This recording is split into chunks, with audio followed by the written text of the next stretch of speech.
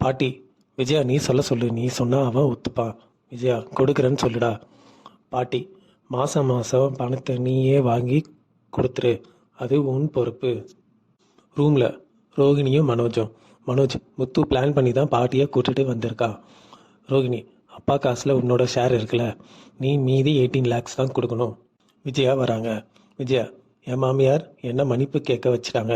ரோகிணி, அதான் அங்கிள் உங்ககிட்ட பேசிட்டார்ல. விஜயா, அவர் ஒழுங்காக பேசலை, இதுக்கு காரணம் அந்த பூக்காரி. ரோகிணி, உங்கள் அப்பா கிட்ட சொல்லி ஏதாச்சும் ஏற்பாடு பண்ணணும், அதை கொடுத்து தான் நம்ம கௌரவமாக இருப்போம்.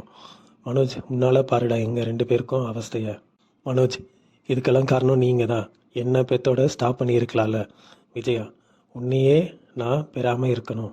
ஹாலில் நெக்ஸ்ட் டே. பாட்டி, நான் சாயந்தரம் ஊருக்கு கிளம்புறேன்னு சொல்கிறாங்க. விஜயா, உனக்கு இங்கே என்ன வேலை, நீ உன் புருஷனுக்கு சாப்பாடு செஞ்சு கொடு.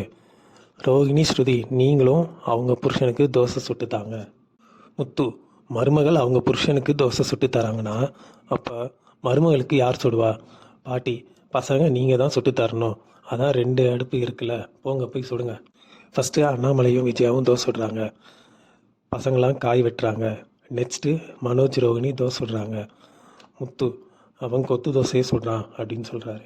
நெக்ஸ்ட்டு ரவியும் ஸ்ருதியும் தோசை ஊற்றுறாங்க. ரவி ஸ்ருதிக்கு எப்படி ஊற்றணும்னு சொல்லி தராரு. ஸ்ருதி தோசையை திருப்பி போட சொன்னால் தோசை கல்லை திருப்பி போடுறாங்க. நெக்ஸ்ட்டு முத்து மீனா தோசை ஊற்றுறாங்க. பசங்கள்லாம் சேர்ந்து சாம்பார் சட்னி அரைக்கிறாங்க. எல்லாரும் ஹாலில் ஒன்றா உட்காந்து சாப்பிட்றாங்க. பாட்டி, எல்லாரும் மாற்றி மாற்றி ஊட்டி விடணும்னு சொல்கிறாங்க. அண்ணாமலை மட்டும் விஜயாவுக்கு ஊட்டி விடலை. ஸ்ருதி, உங்களோடது லவ் மேரேஜான்னு கேட்குறாங்க. இதோட எபிசோட் இங்கே முடியுதுங்க. நாளை ஷோரூமில் மனோஜ்க்கு மொட்டை கடிதாசி கிடைக்குது. உங்களை சுற்றி இருக்கவங்களால உங்களுக்கு பிரச்சனை வரப்போகுதுன்னு அதில் எழுதியிருக்கு. ரோகிணி, உன்னை யாராச்சும் ப்ராக் பண்ண பார்க்குறாங்கன்னு சொல்கிறாங்க.